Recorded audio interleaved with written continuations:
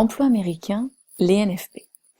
Les NFP, ou Non-Farm Payroll, représentent un indicateur économique traduisant la création ou la destruction des emplois américains dans le secteur non agricole par rapport au mois précédent. Cette statistique fait partie d'un rapport plus détaillé de l'état du marché du travail américain, The Job Report ou The Employment Report, publié par le Bureau of Labor Statistics BLS tous les premiers vendredis du mois à 8h30 heure de New York. Le BLS est une agence qui fournit des données économiques reflétant l'état de santé de l'économie américaine comme l'emploi, l'inflation ou les dépenses des consommateurs. Les NFP représentent l'indicateur économique le plus important d'une des deux études qui composent le rapport de l'emploi US, l'Establishment Survey.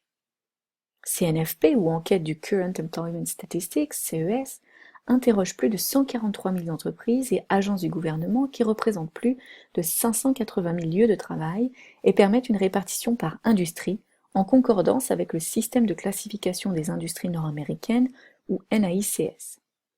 Les employés américains qui ne sont pas inclus dans ce calcul sont principalement les employés du secteur agricole, les employés de maison et les employés d'organisations à but non lucratif. Les NFP représentent près de 80% des employés américains et illustrent l'état du niveau de l'activité américaine. D'un point de vue économique, si la création d'emplois est importante, alors cela signifie que les entreprises ont besoin de recruter car elles se développent et que les employés embauchés auront davantage d'argent à dépenser, ce qui va améliorer par conséquent la croissance. Les NFP sont également très regardés pour anticiper un mouvement de la part de la Banque centrale américaine, la Fed, ce qui influence fortement la valeur du dollar.